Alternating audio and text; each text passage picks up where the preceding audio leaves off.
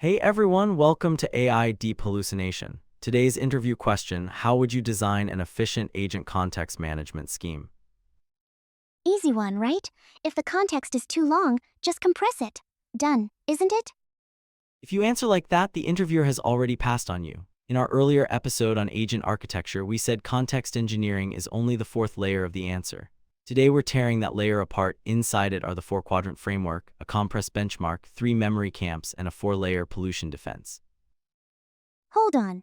First tell me why you can't just compress. July of 2025, Chroma ran a large experiment on the 18 most cutting-edge models of that moment: Claude 4, the entire GPT 4.1 lineup, Gemini 2.5, QN3, nearly 200,000 calls in total. The conclusion was brutal: the longer the context, the dumber every model gets, no exceptions. Inevitable? Can't you just swap the architecture? As long as it's transformer, there's no way around it.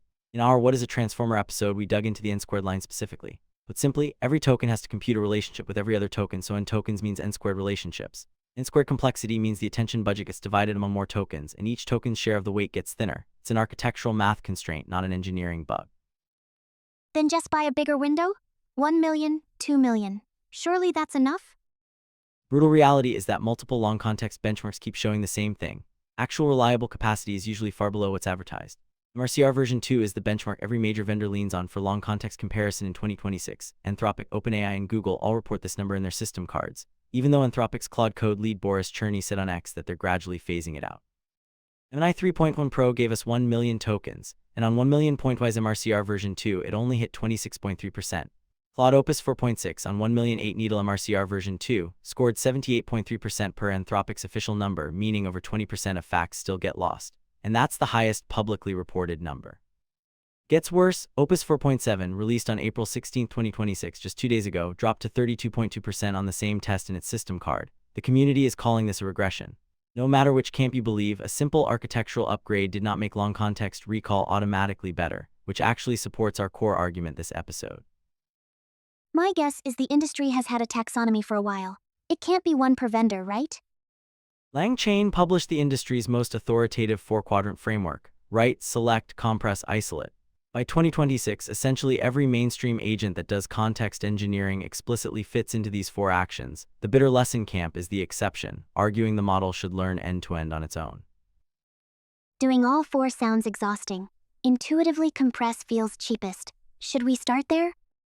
2026, Select has the best price performance. We dug into skills 3-tier loading in our MCP versus skills episode, so I'll just hit the key point here. Anthropic first launched agent skills on October 16, 2025. Then on December 18, open sourced it as a standalone open standard on agentskills.io. Each skill takes a median of only 80 tokens at discovery time, just a name and a description. Microsoft's VS Code and GitHub, OpenAI, Cursor, they all adopted the same format within weeks. So compress is useless then? Not that black and white. In December 2025, Factory.ai ran a rigorous 3-way compression benchmark. On accuracy, Factory's own structured summary scored 4.04, Anthropic's Claude SDK scored 3.74, and OpenAI's opaque compact scored 3.43. Huh? OpenAI has 99.3% compression but the worst accuracy? Exactly, this exposes something most people get backwards at first. The optimization target isn't tokens per request, it's tokens per task. Compress too hard, you lose detail, the agent rereads and researches, and every token you saved you spend right back. Any decisive signal from the memory system ecosystem? Yes, the strongest signal comes from Letta. The company is the commercialization of the MEMGPT paper, originally built around a core plus archival 2-tier OS paging paradigm. On February 12, 2026, they released Context Repositories, enabled via the /memfs command, rebuilding memory as a Git-backed file system. At least from the outside, this is converging with Anthropic's progressive disclosure direction. Wait, does that mean MEMGPT lost? That's the strong reading from researchers. Letta's own framing is rebuild and evolution, not abandonment. But when a company whose identity is MEMGPT iterates its product onto the file system paradigm, that by itself says something. The open-source memory ecosystem in 2026 splits into 3 camps: the file system camp, the graph camp, and the bitter lesson camp that lets the model learn on its own. What does the graph camp actually do? Zep's Graphiti is especially worth highlighting. Every fact carries 4 timestamps: created at, valid at, invalid at, and expired at. When a fact is corrected, it isn't deleted. You mark invalid at and build a causal edge. OpenAI's official cookbook temporal agent template from mid-2025 explicitly borrowed Graphiti's prompt Apache 2.0 adapted. Clever design. So how do you handle context pollution? When code changes or info gets corrected, what about the stale data already in the agent's context? This is a genuinely hard problem. The industry's 2026 answer is no silver bullet. You have to defend at 4 layers at once. At the data structure layer, use MIM0's update delete or Graphiti's bitemporal. At the contract layer, use Claude Code's read before it at hard constraint. At the versioning layer, use Letta Context Repositories git commits. And finally, the mental model layer, accept that staleness will happen and prefer to over-reread. Prefer over rereading? Isn't that wasteful? There's data for it. Someone tracked 132 Claude Code sessions and found that 71% of file reads were redundant. The agent would rather reread than trust a stale version. The community's read is that this may be a deliberate design choice by Anthropic. The cost of stale context far outweighs the cost of over-verification. Those are all engineering tricks. Anything new at the model layer?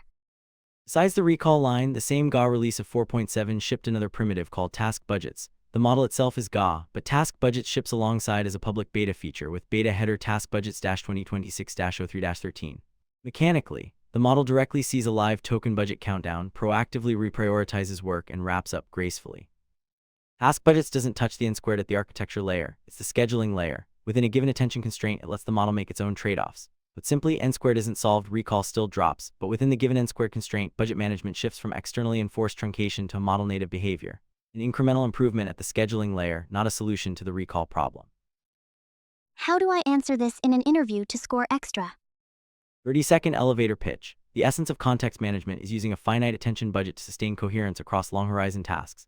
Engineering-wise, you pick from LangChain's 4 quadrants. Select is cheapest, write is second, compress is the safety net, and isolate is the most conservative. That ordering is my own synthesis of industry practice, not something LangChain prescribes.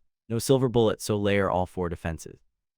To score extra, mention agent skills, progressive disclosure, Letta Context Repositories, Graphiti bitemporal, and Opus 4.7 task budgets. These 4 are 2026 specific signals. One sentence to close out this episode.